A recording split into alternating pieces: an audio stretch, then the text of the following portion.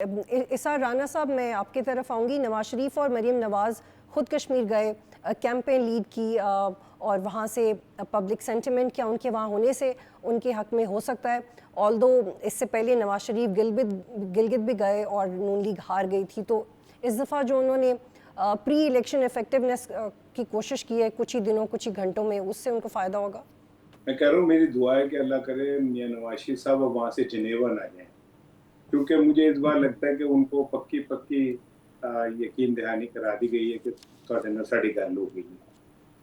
आप न अगर कोई शख्स ये कहना कि जी मुझे हंसी नहीं आती, दुनिया के किसी कोने में कोई शख्स हो, उसको लाके पाकिस्तान के इंतखाबात दिखा दें, अगर वो ना कह हमारे तो चलते गए। एक ऐसा इंतखाब जिसमें मेजर पार्टियों को आप घुसने ना दें, उनको इलेक्शन ना लड़ने दें, उनको पार्टी ना माने, उनके निशान छीन लें, फिर उसी जगह पे लोग प्रोटेस्ट कर रहे हों, हड़ताल की काले दे रहे हों, और किसी और सूबे की मलका आलिया वहां जाके 10 बसों का ऐलान कर दे, और उसके अपने शहर के अंदर जो बसें चल रही हो उसमें लोग दम घुटने से बेहोश हो गए।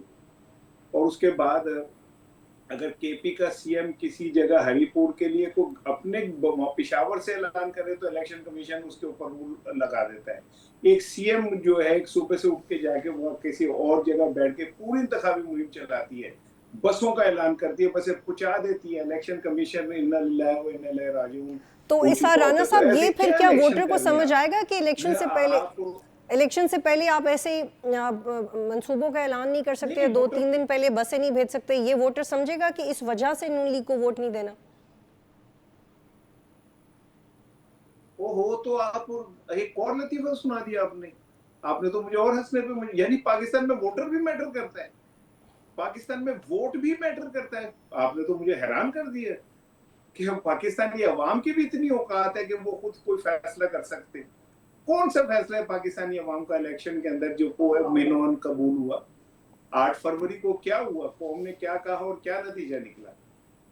तो ये तो आप देखें ना कि कैसी ये सियासत हमारी जरखेज है कि एक बांझ औरत के 4 बच्चे गिलगित में हो जाते हैं, 17, 18, 29 इधर हो जाते हैं, जिनका अपना कोई कहीं वजूद नहीं है, और वो एक मेजर पार्टी के तौर पे सामने आ जाती हैं। तो इससे क्या हमें समझ नहीं आ रही कि ये क्या हो रहा है।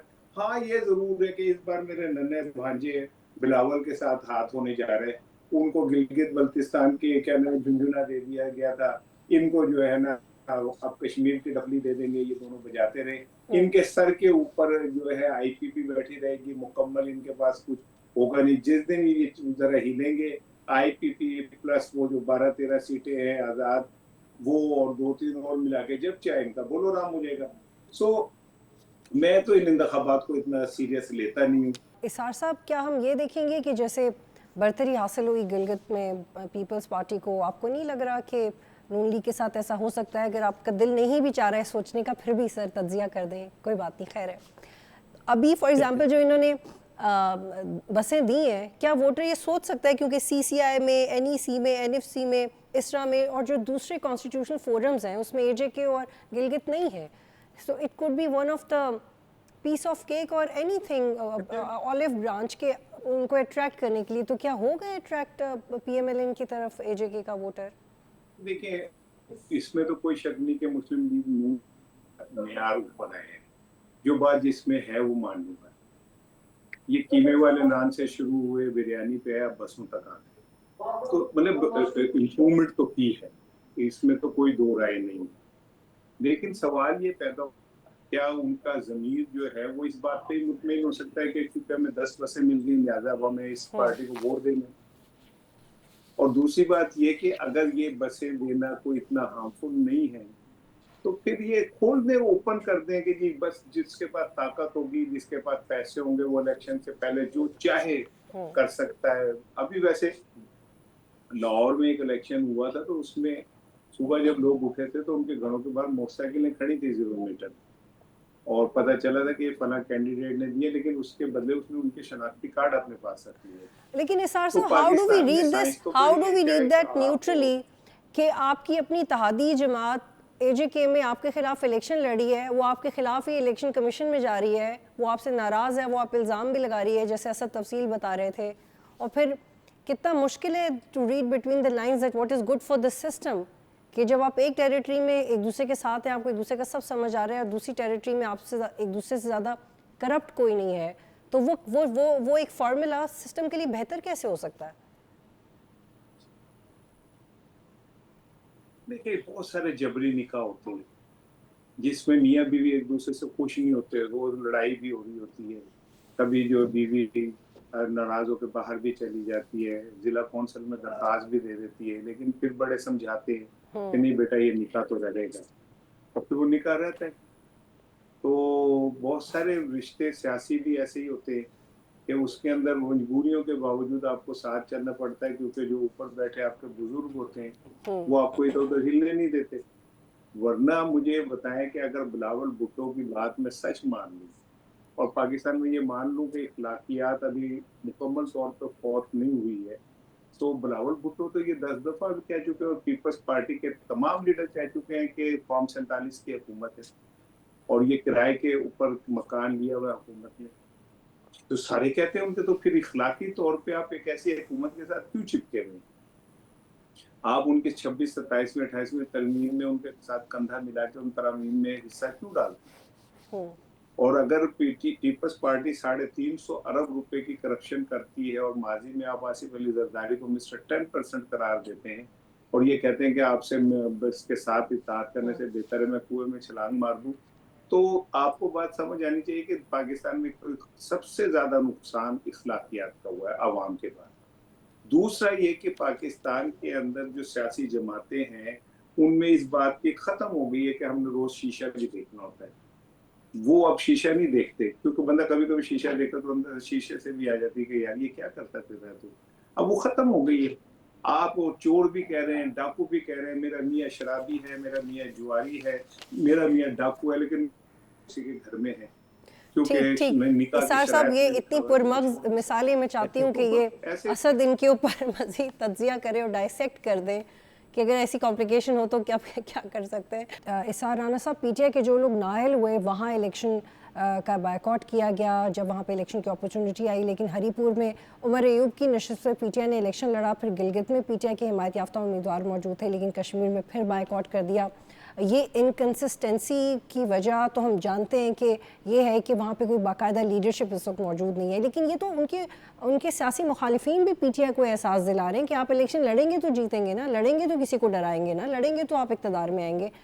तो ये इसका नुकसान पीटीआई को ही हो रहा है, और ये how do you analyse that? देखिए राजपूत, अभी हम मॉडलिटी की बात कर रहे थे, श्याम भाई ने हमें कहा कि मुझसे छोटे, मेरा ख्याल है मैं उनसे को आधा घंटा ही छोटा होगा। मैंने भी पिछले पता नहीं कितनी दहाइयों से पाकिस्तान की सियासत को जो है, तो मैंने पाकिस्तान के अंदर इलेक्शन में सिर्फ एक ही चीज देखी कि इसमें जो अवाम है ना वो कहीं मैटर नहीं कर रहे होते। हाँ, जंग से करने हैं, वो रैलीज निकालनी है, लेकिन उनका काम सिर्फ संदूकड़ियों तक जाना है, उसके बाद उनका काम खत्म हो जाता है। अब आपको वोट डालने वाले नहीं, वोट गिनने वालों के साथ मिलकर बैठना पड़ता है।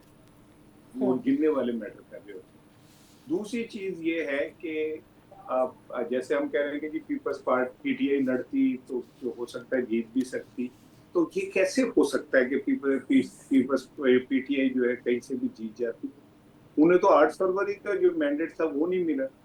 और अगर कोई ये कहे कि तमाम इलेक्शन ऐसे होते तो इमरान खान के दौरे हुकूमत में इमरान खान के बाई इलेक्शन जितने भी वो पीटीआई हार गई थी। इससे ज्यादा तो क्रेडिबल कोई मिसाल नहीं मिल सकती कि एक हुकूमत के अंदर वो तमाम बाई इलेक्शन हार गए और क्या कहते हैं एक हुकूमत ऐसी है जिसमें पीटीआई को इलेक्शन ही ना लड़ने दिया जाए, वो गिलगित बल्तिस्तान हो, वो कश्मीर हो, वो कुछ हो। अब मैं एक संजीदा बात मेरी सुन लो, इस सिस्टम की नजर में पीटीआई एक कलअदम जमात। आपको याद होगा पिछले साल 22 में शायद या 24 में अता तारड़ साहब ने प्रेस कॉन्फ्रेंस की थी और उन्होंने कहा था कि हमने पीटीआई को कलअदम जमात करार दे दिया, सूरी तौर पर फैसला हो गया, ऐलान होना है। ऐलान नहीं हुआ, लेकिन उन्होंने प्रैक्टिकली पीटीआई को कलअदम जमात के तौर पर ट्रीट कर रहे हैं जिसको कहीं किसी किस्म की आजादी नहीं। हाँ, अगर जरूरत पड़ेगी तो तहरीक लब्बैक वाले मुख्तलिफ शहरों के अंदर रैलियां निकाल सकते हैं जरूरत पड़ने पे, लेकिन पीटीआई को ये गुंजाइश मौजूद नहीं है। तो इससे आप अगर ये कोई खुशफहमी का शिकार हो कि पीटीआई इलेक्शन लड़ती तो शायद जीत जाती, वो भाई करदम लेकिन इसार साहब पीटीआई खुद भी तो सियासत करे ना। एक जुमले से हमारे बहुत सारे दोस्त बहुत सारे साथी वो बाकायदा बड़े जी जी एहतशाम साहब एहतशाम भाई, मैंने आपकी बात नहीं सुनी, लेकिन मेरा यकीन है आपने अच्छा भाई मैं आपकी बात नहीं सुन सका, लेकिन मेरा यकीन है आपने जो बात भी की होगी बहुत अच्छी की होगी।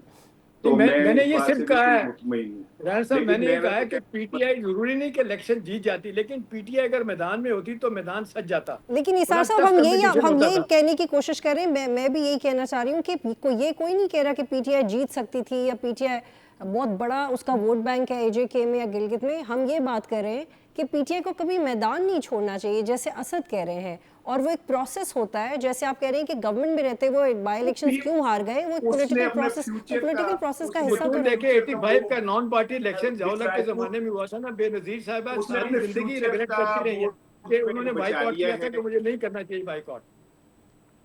जी जी इसार साहब बस आप मुकम्मल कर लें इसार साहब प्लीज। मैं अर्ज ये कर रहा हूँ कि उसने अपने फ्यूचर का वोट बैंक बचा लिया है।